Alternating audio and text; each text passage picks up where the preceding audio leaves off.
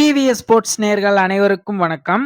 இந்தியாவும், இங்கிலாந்தும் மோதுற டெஸ்ட் தொடர் பார்த்தீங்கன்னா, இந்தியா வந்து சூப்பரா வின் பண்ணிட்டாங்க.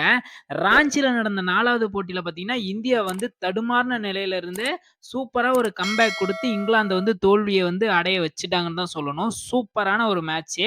மேட்ச் பார்த்தீங்கன்னா, பயங்கரமா போணுச்சு. லாஸ்ட் இந்த 4வது நாள் பார்த்தீங்கன்னா, இந்த ஒரு 5 விக்கெட்ட இந்தியா இழந்து பார்த்தீங்கன்னா, ஒரு பிரஷர்ல நம்மள கொண்டு போனாங்க. ஐய்யயோ! என்னடா திடீர்னு பார்த்தீங்கன்னா 70 ரன் அடிக்கணுமே, அதுக்கு முன்னாடி 5 விக்கெட் விழுந்துருச்சே! அப்படின்னு சொல்லிட்டு எல்லாருமே யோசிச்சுட்டு இருந்தோம். ஆனா, ஐய்யய்யோ! நீங்க ஏப்பா அந்த மாரிலாம் யோசிச்சுட்டு இருக்கிறீங்க? அதான் நான் இருக்கிறனேன்னு சொல்லிட்டு துருவ் ஜுரலும், அதே மாரி நானும் இருக்கிறேன்ப்பா, நான் தான் இந்தியாவோட பிரின்ஸ் அப்படின்னு சொல்லிட்டு சுப்மன் கில்லும் சூப்பரா ஒரு பார்ட்னர்ஷிப்ப குடுத்து இந்தியா வந்து செம்மையா வின் பண்ணிட்டாங்க. இது வந்து கன்டினியூஸா இந்தியா பார்த்தீங்கன்னா, 17வது முறை பார்த்தீங்கன்னா, அவங்களோட ஹோம் கிரவுண்ட்ல வின் பண்ணிக்கிறாங்க. இதுவரையிலும் ஹோம் கிரவுண்ட்ல 17 தடவ அதுக்கு முன்னாடி தான் தோத்துருந்தாங்க. அந்த 17 தடவ பார்த்தீங்கன்னா, கன்டினியூஸா வின் பண்ணிக்கிறாங்க. இது அடிக்கல் நாட்டுனது பார்த்தீங்கன்னா, நம்ம விராட் கோலி தான். அக்ரசிவ் கேப்டன்னு சொல்லக்கூடிய நம்ம விராட் கோலி தான் இதுக்கு அடிக்கல் நாட்டுனாரு. அந்த அளவுக்கு விராட் கோலி பார்த்தீங்கன்னா, பெர்ஃபார்மன்ஸ் குடுத்து இந்தியாவ கொண்டு போயிட்டு இப்ப இந்தியா வந்து ஒரு பயங்கரமான நிலையில இருக்கிறதுக்கு காரணமே விராட் கோலி தான். அந்த அளவுக்கு விராட் கோலி குடுத்த எஃபெக்ட் தான் இன்னைக்கு இந்தியா டீம் பார்த்தீங்கன்னா, சூப்பரா யூஸ் பண்ணி சூப்பரா வின் பண்ணிட்டு இருக்காங்க. மேட்ச் பயங்கரமா போணுச்சு. பார்ட்னர்ஷிப் இந்த இடத்துல எவ்வளோ முக்கியன்றத பார்த்தீங்கன்னா, இந்தியா பார்த்தீங்கன்னா கரெக்ட்டா கொண்டு போயிருந்தாங்க.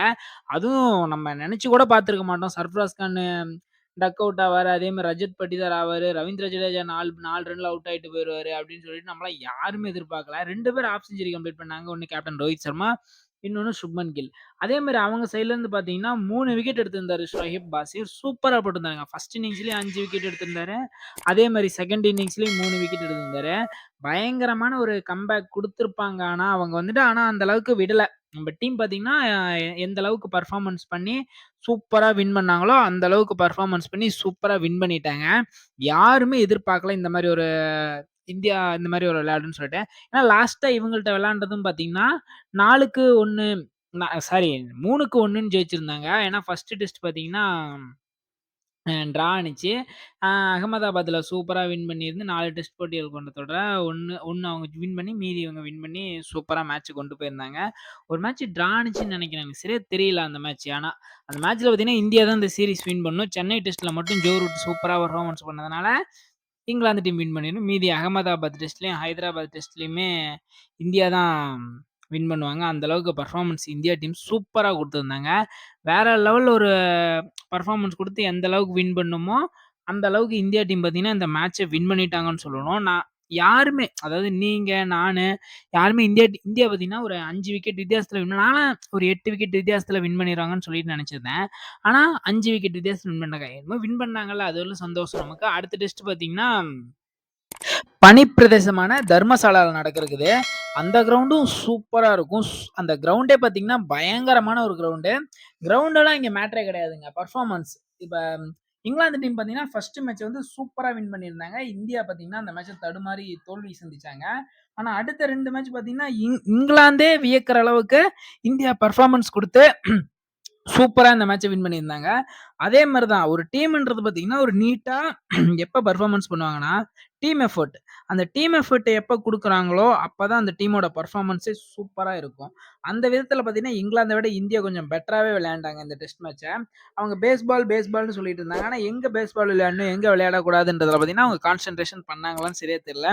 ஆனா அவங்க பார்த்தீங்கன்னா, இந்த சீரிஸையும் போன சீரிஸையும் இந்தியாட்ட தோத்தாங்க. இந்தியாவுல வந்து இந்த சீரிஸும் இந்தியாவுல தோத்துருக்காங்க. இது பார்த்தீங்கன்னா, அவங்களுக்கு பேசக்கூடிய ஒரு விஷயமா இருக்கும். அடுத்து பார்த்தீங்கன்னா, ஐபிஎல் ஸ்டார்ட் ஆகுது. இந்தியா பிட்ச்ல வந்து பேஸ்பால் ஒர்க் அவுட் ஆகும். T20 கேம்ல ஒர்க் அவுட் ஆகும். ஆனா டெஸ்ட் கேம்ல ஒர்க் அவுட் ஆகாது. T20 கேம்ல வருவாங்க பாருங்க அவங்க பிளேயர்ஸ் ஜாஸ் பட்லரு, அதே மாரி மொயின் அலி, லிவிங்ஸ்டன்லாம் வருவாங்க. பறக்க விட்டுட்டு இருப்பாங்க பந்த.